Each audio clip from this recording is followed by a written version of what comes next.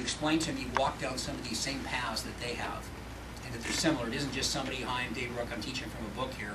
It's completely different when you walk the walk, when you've had the experiences yourself. So I started writing it, and I noticed these amazing things happen to me when you reframe and refocus your mind on somebody and something that's focused on gratitude. And I ended up making my own, the Brooker's Daily Gratitude Journal, and I added some things and changed some things around, and it's very simple. It's just a journal, but it's very, very simple. The gratitude for today and gratitude for tomorrow. Here's your day, your date, and your daily number. Your daily number is a number from 1 to 10. 10 is maybe one of the best days of your life, and 1 is one of the toughest. And what it does is it anchors you in how you're feeling, and you can go back and reference it. You can see what's happened in your life that maybe made that number high or low. Very, very helpful. Next is current events and special occasions, just a couple of lines. I'll probably write, tomorrow, had a chance to go down and speak to a bunch of fine folks in Portland and so on and so forth. This is everything you're grateful for today, and then there's a little line here for the highlight of your day. And that's the best thing that happened to you. And Connor, my 18-year-old, is now 6'2", and still, he and I are so close, he still slips once or twice a week and says, "Good night, Daddy."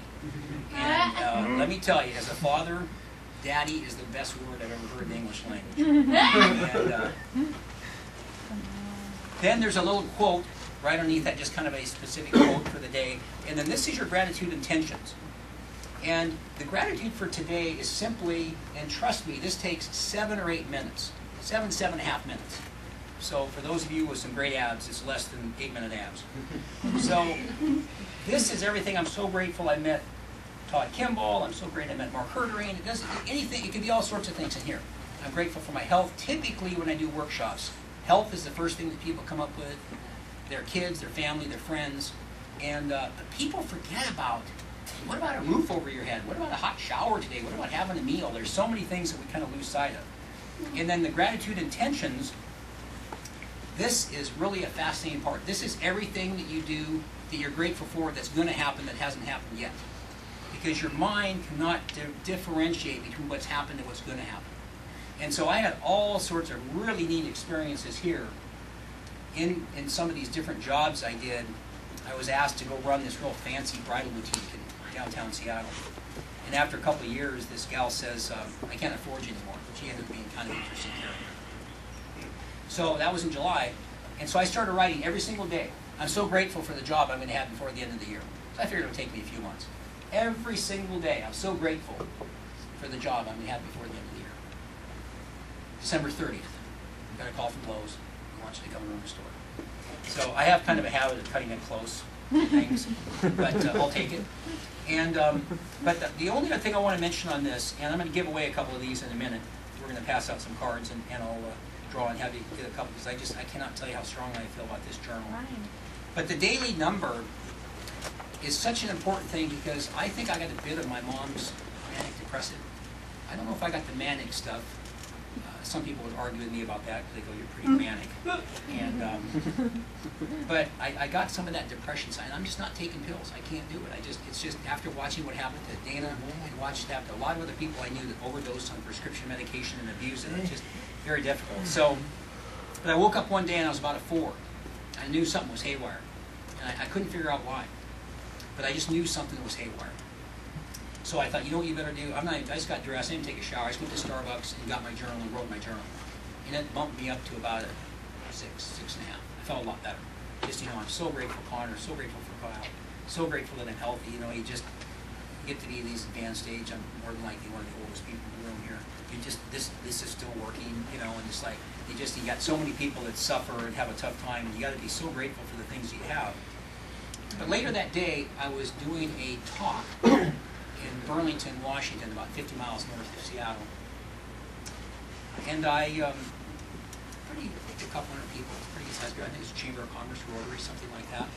And after it was over, people come up and they buy the journals. I've done some books and things, and then they want to talk to you, which is really cool. They want to tell me their stories. But this one gal in particular really struck me. And she was crying. And she had a lot of tears and things, and she says, "Can I give you a hug?" And I said, sure. She goes, my name is Janice, and I just want to tell you, and she talked about Dana and how she lost her husband and some other things, and she goes, you just changed my life.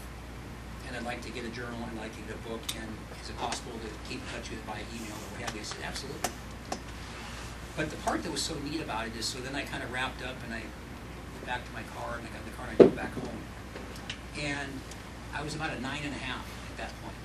And I realized that from the gratitude journal in the morning to the speech and knowing I changed somebody's life, I was at 9 to 9.5.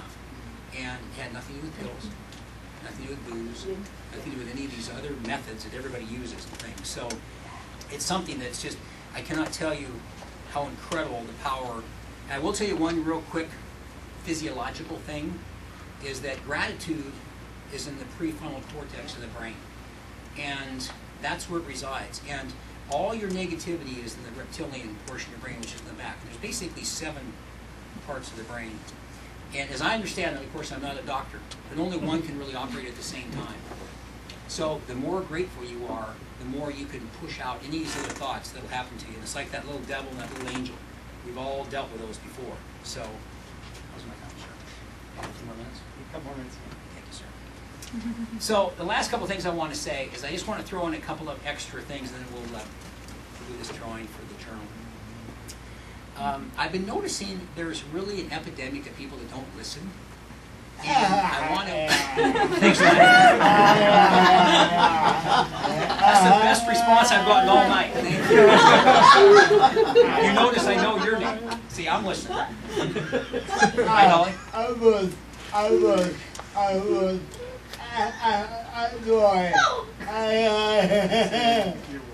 Yeah. And I think about, I want to just encourage people, because when you listen, you can take everything around you. Larry King recently retired, and he said the one thing that led him through his entire interview career is that you can't learn anything when you're talking.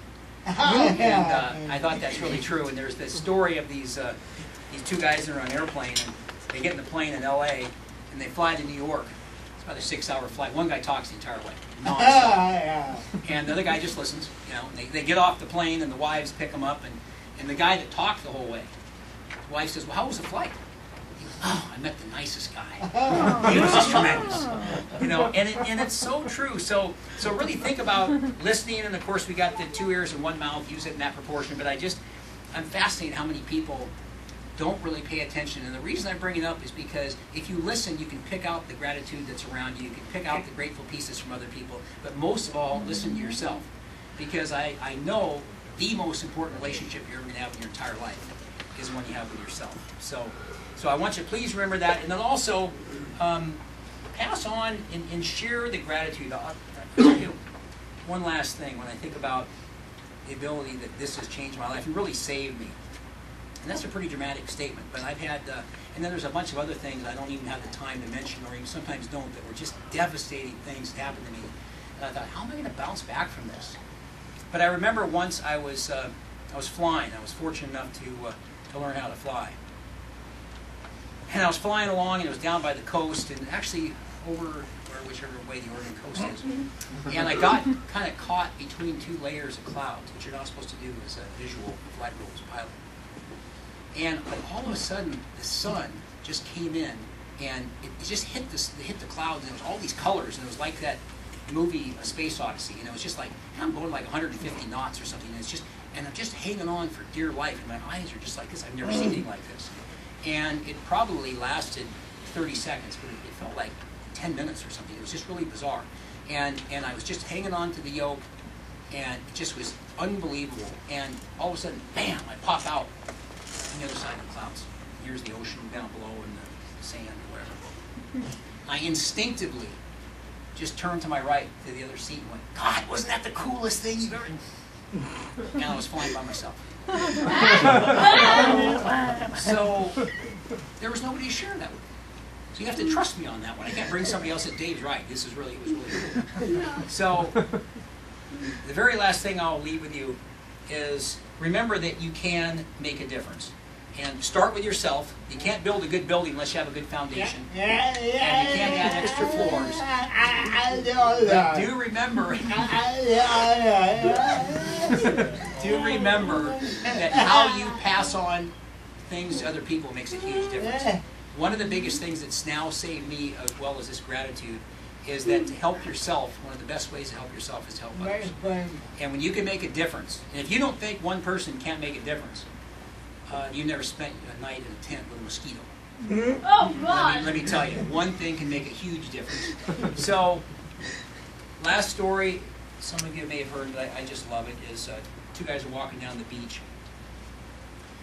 Ocean's right here, and here's the high tide. And there's just thousands of starfish. And so they're just motoring along, and the sun is out, and it's just crispy. It's frying all these starfish.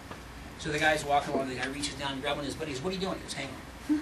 And he reaches down, grabs the starfish, and starts to crank it back to the ocean. The guy goes, what are you doing? He goes, what difference will it make? And the guy goes, it'll make a difference to this starfish. Bam! And out it goes into the ocean. So you too can make a big difference.